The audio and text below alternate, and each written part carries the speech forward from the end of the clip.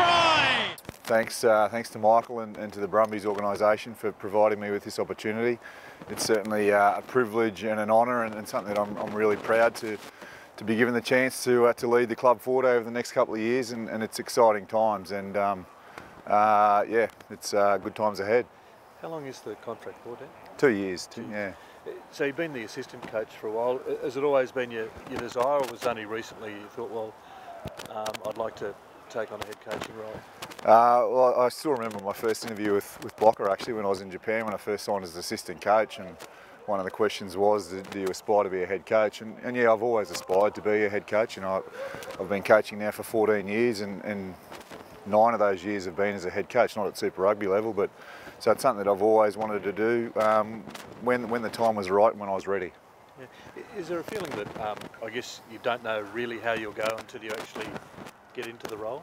No, not at all. I mean, you know, as I said, I've got 14 years of experience behind me now, and I've come through the pathways programs, and I feel that I've come, as a coach, I'm ready to take this opportunity. I think what's important is that that I surround myself with good people, and that over the next couple of months that we bring in staff and assistant coaches that are going to add to the program and make sure that I do my job to the best of my ability. And you've basically got the same team next to you, haven't you, with most of the players about to re-sign?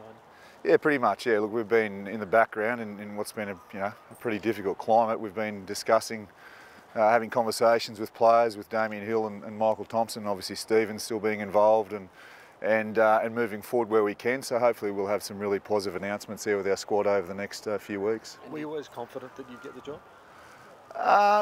Look, confident in my own ability, and confident how I interviewed and presented, and knowing that I know where the club's come from. I know the direction that the club and the team's heading in. But until you get the phone call or the tap on the shoulder, it's there's always that little bit of anxiety, I suppose, as to as Michael said, there's a lot of quality applicants. This is a position in not only Australian rugby but world rugby that many coaches would like to have the opportunity to do. So. It was never until Michael gave me that phone call that I was 100% certain. Just sort of looking at next year, you also get the added bonus of Pocock and Leofano back as well? Yeah, David will certainly, he's a world-class player, one of the best in the world, so it'll be great to have David back, that experience, and hopefully he comes back refreshed and re-energised and ready to contribute to the Brumbies again. And look, Christian, all things are heading in the right direction there. So it'll be great to have him back on field as soon as possible. It's been great just to have him back around the players and the group over the last couple of months. He's just such an important member of our team, both as a footballer and as a human being. Does this change, I guess, your role for the rest of this season? How does that dynamic work, I guess? No, not at all. And that's the beauty, I suppose, of the relationship I have with Stephen and Peter Ryan and our other coaching staff and management team, is that while it's an exciting day for myself, I fully understand that what's most important is beating a strong Rebels team tomorrow night and trying to achieve something with this group over the next couple of months. Looking ahead to next year, I guess much was made of from the outside looking in, the instability of the last off-season, Poe going and a few other departures. The fact that it will be a bit more stable this time around, is that something that you think you can really sort of build on moving into 2018? Yeah, I think so. Yeah, definitely. It's always, stability for the players, staff, management, just for the organisation. I think, we've had some difficult times in recent years, and Michael's on board now as CEO and doing a great job, and so there's stability both from a commercial side of things as well as a football side of things. So I think all things are heading in the right direction. Dan, Michael said that your vision for the club was one of the things that got you over the line. What is your vision? Look, short term, I think we've spoken about it quite a lot in terms of the brand of football that we're aspiring to play. The Brumbies have always been known for our set piece and our defence and our structure, and what we're trying to evolve is that attacking style, and that'll continue. And that's certainly something that I want to continue as head coach in the years to come.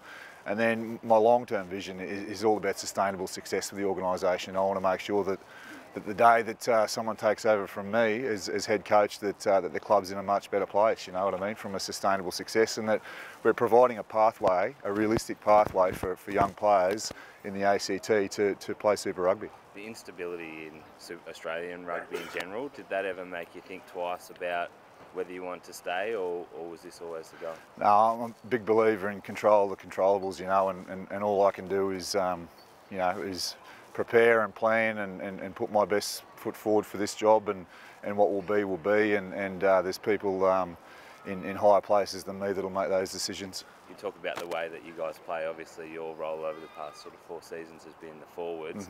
I guess Brumbies fans always want to see attacking rugby. That's the style you want to play. We won't see 50-metre rolling mauls. No, most definitely. Look, we won't go away from what we do well. I think it's about improving and continuing to improve the areas that I think we have done in recent weeks. You know, I think it probably started with that Reds game, and we had a couple of close losses, and then spent a good couple of weeks away in South Africa and Argentina, and played some good rugby, you know, last week. So although I'm you know, obviously a forwards coach, and that's my specialty, I certainly have strong ideas in terms of how I like teams to attack. There's always this theory in Australian sport that you know, you have to be a past player to become a coach, sort of thing. I know you were on the Reds roster, what, 10, 11 years ago now, whatever it was.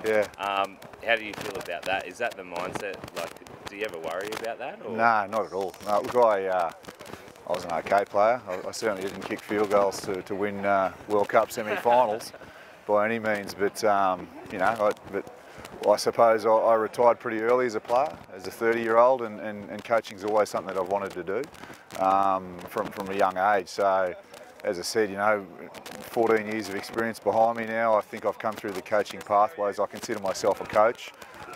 Certainly not a former player that's turned to coaching, you know what I mean? So no, I'm confident in the work that I've done and the pathway that I've come through. Why'd you retire, and why'd you want to coach?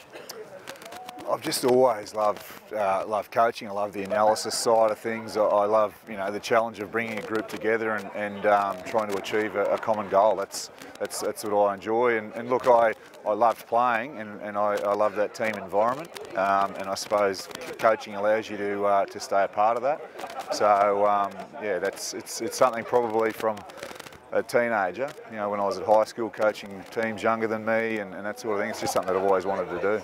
And next step, obviously, trying to find someone to do the attack coach side of it. Yeah, there's a couple of positions that we need to fill, and as I said to Tim earlier, I think it's important that we do our due diligence there and do our research and bring in the right people. It's I'm fully aware that this is my first opportunity as a Super Rugby coach, and something that I want to do is make sure that I've got the right people around me. Spoke about your vision. How much do you look to change, or is it sort of the model that's set up here just something you try and enhance?